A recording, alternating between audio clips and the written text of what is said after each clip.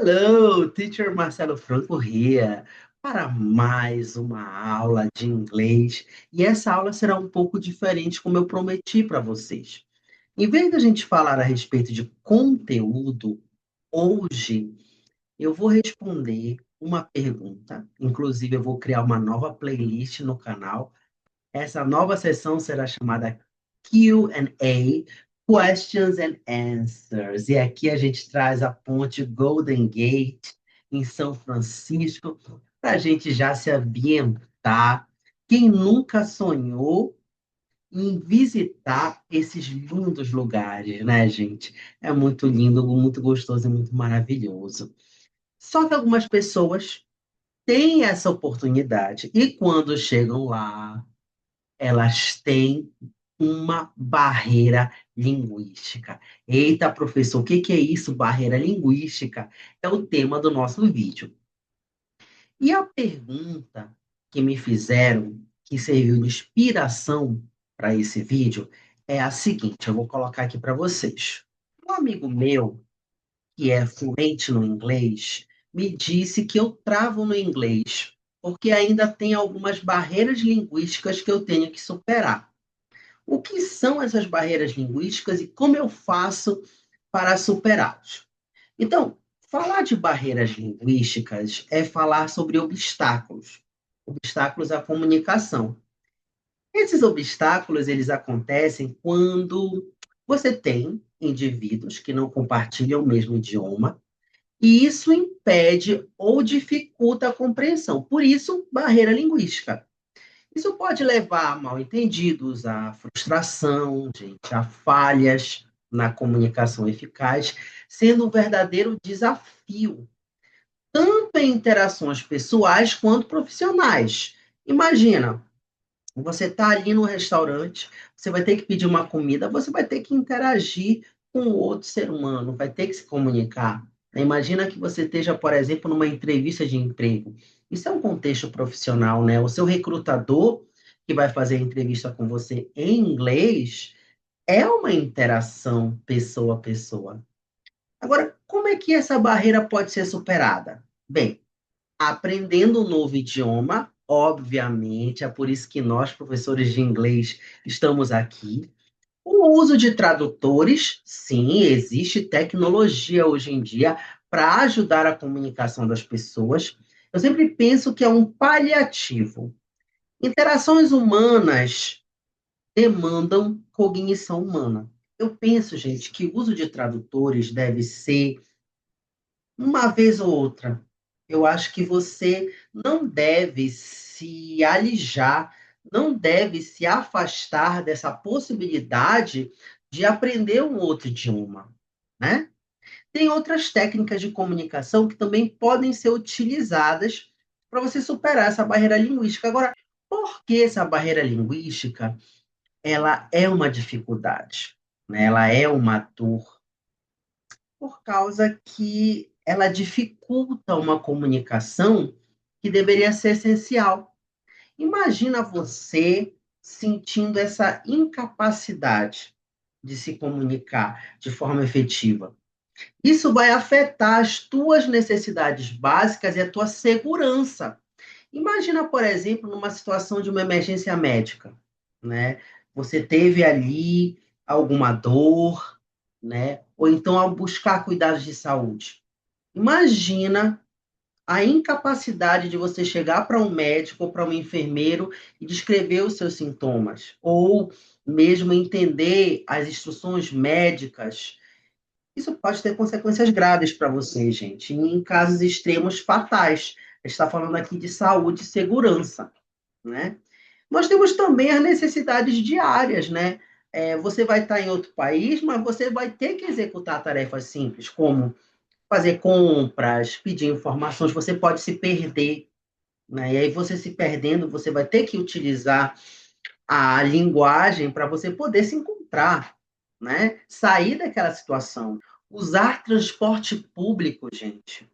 Resolver problemas burocráticos. Um documento, gente, a burocracia nos países da Europa é muito alta, né? Os Estados Unidos está ficando cada vez mais burocrático também. né? Então, tudo isso pode se tornar muito difícil, muito estressante para o falante. Além disso, a barreira linguística ela tem o que eu chamo de impacto emocional ou psicológico, né? Porque ela leva a sentimentos de isolamento e frustração. Imagina, você está num país estranho, está num país onde você não conhece bem a cultura. Você vai ter dificuldades em fazer amigos. Gente, tem países em que essa questão de amizade é algo complicado, né? Então, americanos, ingleses, eles têm uma certa, eu diria, um certo afastamento, né? Para você conseguir ter uma conexão de amizade com americano ou com inglês, é muito difícil. Eu vejo muitos imigrantes reclamando disso, né? Então, imagina se você ainda tem a barreira linguística, se você ainda tem dificuldades em falar inglês, né? Então, você vai ter dificuldades em fazer amigos, dificuldades de participar de conversas sociais, vai ter uma dificuldade de se integrar àquela nova comunidade. E qual é o impacto? O isolamento social. Você vai ter uma solidão, e esse isolamento pode gerar até uma depressão. Tem pessoas, gente, que não aguentam. Eu digo assim, sinceramente, eu não sei como eu reagiria em relação a essas questões, mas eu sou uma pessoa um pouco mais antissocial. Não sei se eu sentiria tanta falta, mas pessoas que são muito ligadas a interações sociais, que têm muitos amigos, quando chegam lá realmente levam impacto. E aí isso leva à frustração e ansiedade, gente, porque imagina você não ter a capacidade de expressar os seus pensamentos, os seus sentimentos, as suas opiniões de forma eficaz. Isso é extremamente frustrante e gera o que a gente chama de ansiedade social. Outra coisa que eu acho muito importante é a questão da autonomia, né? É você se sentir capaz de navegar nesse mundo sem ajuda constante, até mesmo do próprio tradutor, né?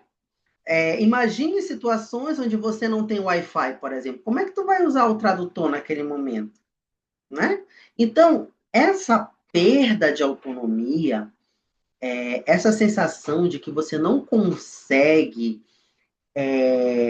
navegar nesse mundo sem a ajuda de outras pessoas diminui tua autoestima, diminui a independência de uma pessoa. Você vai para outro país, com certeza.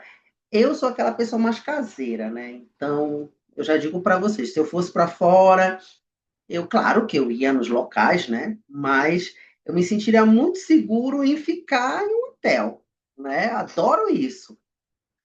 Mas e a pessoa que gosta de explorar? Você é assim? Você gosta de explorar? Como é que fica a tua independência se você tem que se preocupar com essa barreira linguística? Outra questão, gente, é que essa barreira linguística ela pode ter consequências profissionais e econômicas.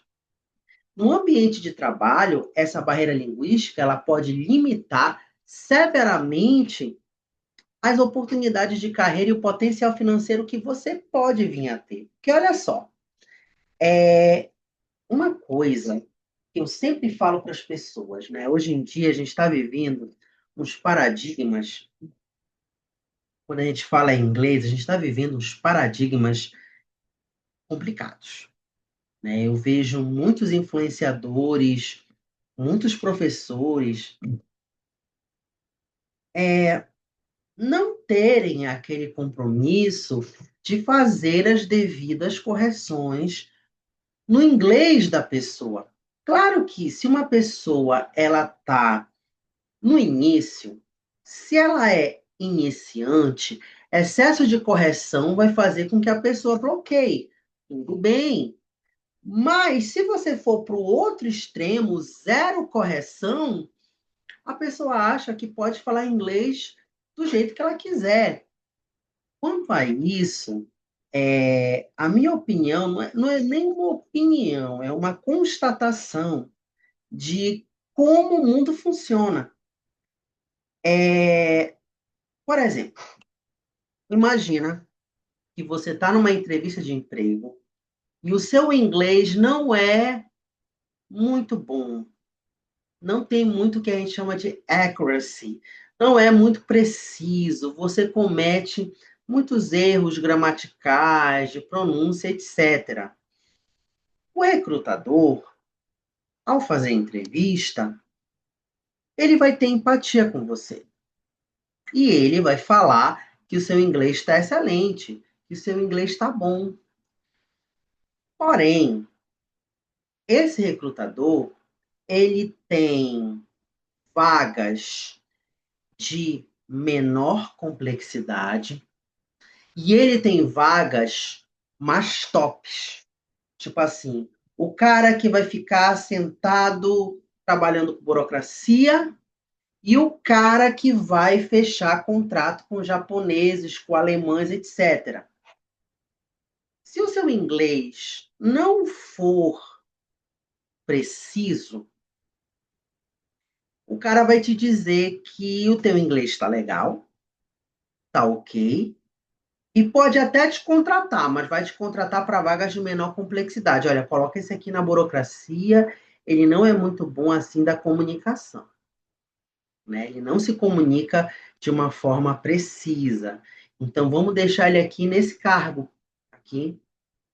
E o cara que tem o inglês fluente e com accuracy, ou seja, com precisão, esse cara, sim, esse aí, ele vai ganhar mais, vamos dar um salário melhor para ele, porque é ele que vai fechar os contratos com os japoneses, com os alemães, etc. Então, eu costumo dizer que o mundo é hipócrita. Muitas vezes as pessoas dizem para afagar, né, para, né, dar um tapinha aqui no ombro e dizer seu inglês não é tão bom, mas está tudo bem, né? Tá tudo bem se você é iniciante, mas você não pode se limitar a isso. Entenda que se o seu objetivo é acessar empregos qualificados ou promoções, isso aí é restrito, gente. Posições altas exigem proficiência. E quando eu falo proficiência, é nível C1, C2. Ou seja, you have to be accurate. Você tem que ser preciso. Além do mais, a comunicação ineficaz com seus colegas, com os superiores, pode levar a mal-entendidos. Pode levar a erros no trabalho, dificuldades na colaboração em equipe. É complicado. Outra questão relacionada às barreiras linguísticas, é que eu já estou me encaminhando para o final da nossa aula sobre barreira linguística, é a questão dos mal entendidos e do estigma, né? Porque essas diferenças linguísticas, elas podem levar a interpretações erradas e a preconceitos, né? Geralmente questão de estereótipos. As pessoas, elas estão lutando com o novo idioma e quando elas estão nessa luta, e quando elas estão lá, é uma luta, gente, para muita gente. Muita gente tem muita dificuldade de aprender. Muita dificuldade de aprender inglês. Como é que essas pessoas elas podem ser percebidas pelo falante nativo? Elas podem ser erroneamente percebidas como menos inteligentes. Erroneamente. Ela pode ser taxada, por exemplo, de menos competente, ou pode ser taxada de desinteressado. O que a gente sabe que muitas vezes não é verdade, mas A forma, é isso que eu falo, gente. A linguagem, ela é tudo, né? A forma com que você se expressa é tudo. Quando você fala em se expressar em um outro idioma, você também tem essa dificuldade aí. Conflitos interpessoais, né, mal entendidos causados por barreiras linguísticas, que podem levar a conflitos, desconfiança nas relações pessoais e profissionais, quando essa barreira linguística ela esbarra em questões culturais, por exemplo. Então, nessa nossa primeira aula sobre barreira linguística, eu queria apresentar para vocês o conceito e explicar para vocês por que a barreira linguística é uma dor. E essa dor faz com que você trave, né? Então, essa barreira linguística, ela é uma dor porque ela atinge o cerne da experiência humana. O professor falou bonito agora, é o cerne. Quando você tem necessidade de se conectar com outro ser humano, necessidade de ser entendido e funcionar plenamente na sociedade, é muito complicado você não dominar o idioma da outra pessoa com quem você está falando. Certamente você vai ter dificuldades nessa conexão. Certamente você vai ter dificuldade nesse entendimento. Certamente você vai ter dificuldade de funcionar plenamente naquela sociedade. E de acordo com o objetivo que você traçou para você no estudo de inglês, isso pode ser uma grande dificuldade. Vou trazer outros vídeos para vocês, espero que vocês tenham gostado. Esse é o primeiro vídeo sobre barreira linguística. E, na verdade, eu vou trazer uns outros vídeos para vocês, por exemplo, sobre o medo de travar, esquecer palavras, por exemplo, uma entrevista de emprego em inglês. Né? Foi uma outra pergunta que me fizeram também, que eu vou trazer numa outra aula Q&A para vocês. Outra pergunta, né? Sentir que o inglês técnico aprendido não é suficiente para entrevistas de emprego, interação social. O meu contato com o inglês é um inglês mais técnico, sabe? Aquele inglês mais acadêmico. Será que com esse inglês acadêmico eu consigo meter a cara e me comunicar? Ou será que eu vou ter problemas? Né? E uma outra pergunta também que me foi feita é a questão do sotaque, né? A pessoa tem vergonha de ter um sotaque forte e de cometer erros gramaticais. Então, como é que você lida com isso? Tá? Então, eu irei trazer esses temas nas nossas próximas aulas Q&A. Espero que vocês tenham gostado dessa aula maravilhosa.